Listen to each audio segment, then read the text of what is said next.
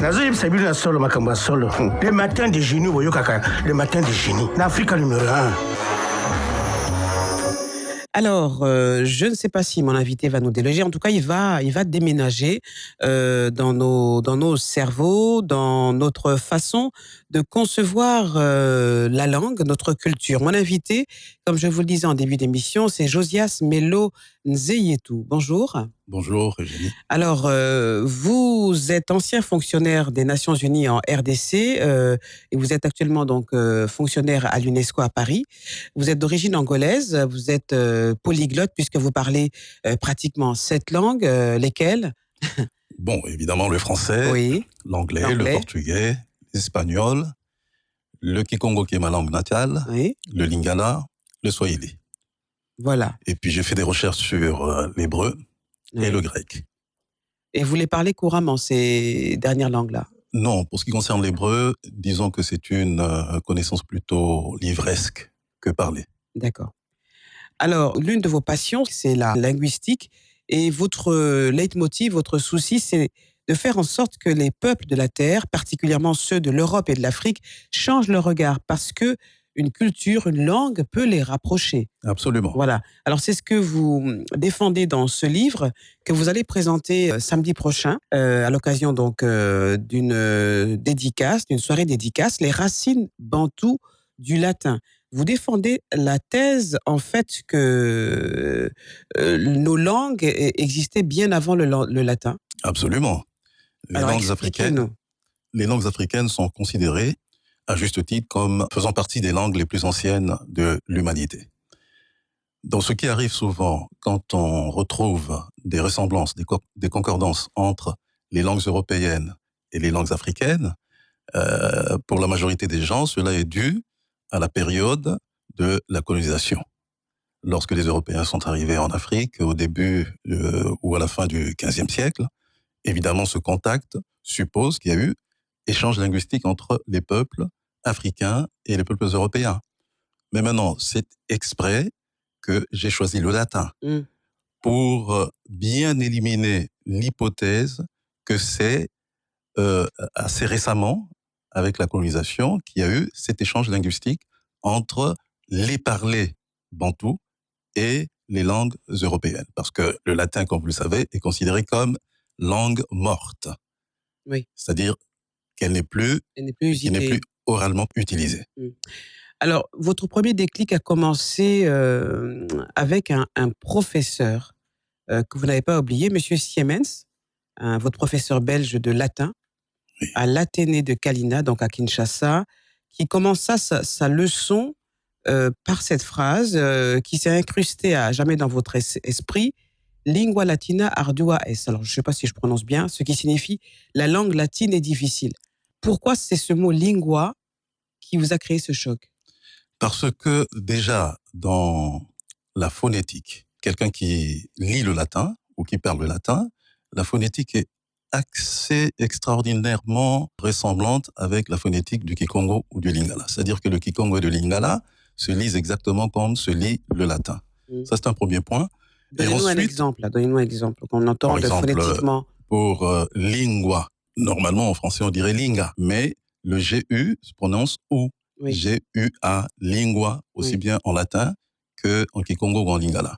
Oui. Ça se prononcerait ou ça se lirait exactement de la même manière. Pour ce qui concerne lingua, ça a tout de suite fait un tilt, comme on dit, dans mon esprit, parce que linga et ndinga, c'est pratiquement, c'est-à-dire en linguistique, ce sont deux mots parents, avec la même signification. Laquelle? Pour faire un rapprochement linguistique, il faut considérer ce qu'on appelle le signifiant, c'est-à-dire le contenant, et le signifié qui est le concept, qui est véhiculé par le signe qui est la langue.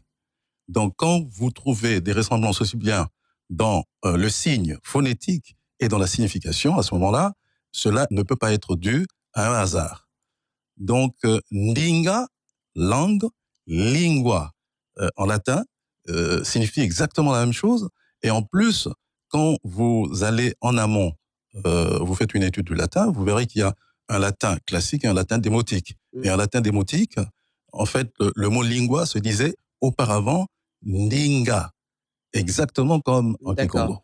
Alors, si je suis votre thèse, ça voudrait dire que ce sont les langues africaines, les langues bantoues, parce qu'on va y revenir, la langue bantoue ou les langues bantoues qui ont donné naissance à la langue latine, c'est ça? Je n'irai pas jusque-là.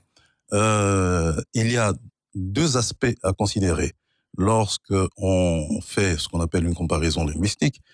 Il y a un aspect qui est génétique. Si vous prenez les langues dites romanes, comme le français, le portugais, l'espagnol, l'italien, ce sont des langues qui sont génétiquement apparentées. Apparentées, tout à fait. Aussi bien morphologiquement, c'est-à-dire la grammaire, que le lexique. Mais, et c'est beaucoup plus intéressant, en ce qui concerne les langues bantoues, vous verrez que il ne s'agit pas d'une parenté génétique, mais d'emprunts qui ont été faits par le latin de mots, de lexique, de ce qu'on appelle aujourd'hui le bantou. Parenté d'emprunt, ça veut dire quoi? Cela suppose que... Ça veut dire que le latin a puisé dans la langue bantou pour s'enrichir. Exactement. D'accord. Donc cela suppose en tout cas une relation, c'est un fait historique. Alors ça s'est passé comment justement? Par quelle, à quelle période précisément et comment? Bon, il faut vraiment aller très très loin, très loin, je dirais avant notre ère, pour pouvoir expliquer cela. Ça, c'est un premier point. Et le deuxième, c'est que cela ne s'est pas fait en Afrique, parce qu'à ce moment, ça deviendrait complètement absurde. Oui. Mais en amont, ceux qui parlent le bantou aujourd'hui ont habité les régions où se trouvaient les ancêtres des Romains, qu'on appelait les Étrusques. Et à l'époque, ceux qui étaient, disons, dans les fêtes de civilisation, je dirais pas supérieurs, mais plus avancés, c'était ceux qui, en fait, parlaient les langues qui, aujourd'hui, sont appelées bantoues. Alors, par quel concours de circonstances ces populations ont pu justement intégrer ces langues-là? Ça s'est passé comment?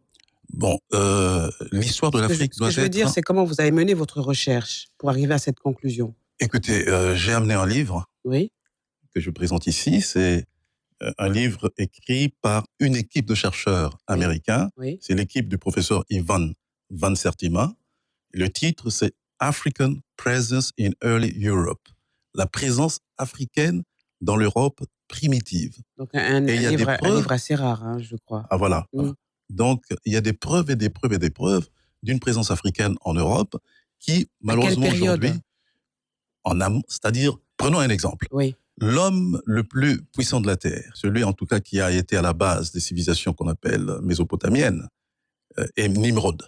Vous verrez dans, je crois, Genèse chapitre 10, on parle de Nimrod comme étant un descendant de Cam. Et Cam est l'ancêtre éponyme des Africains. Ça, c'est admis par tous les exégètes de la Bible, par les historiens.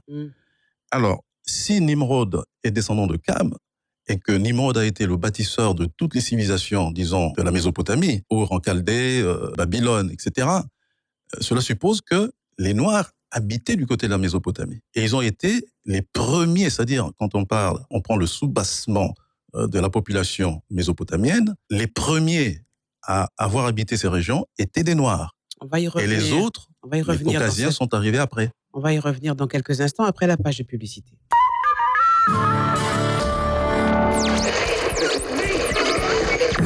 Les matins de Génie Dieki, ça me met en forme pour toute la journée.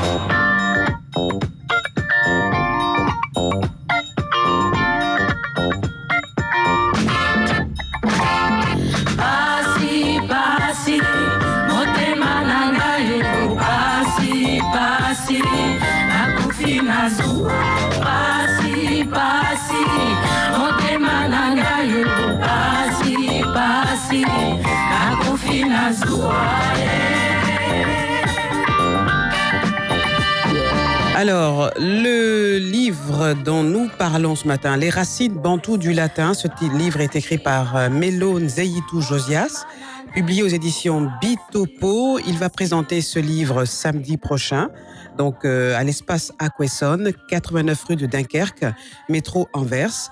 Et notre invité nous laisse à entendre que Nemrod, l'homme le plus puissant de la planète à une certaine époque de l'histoire de l'humanité, justement, a fait en sorte que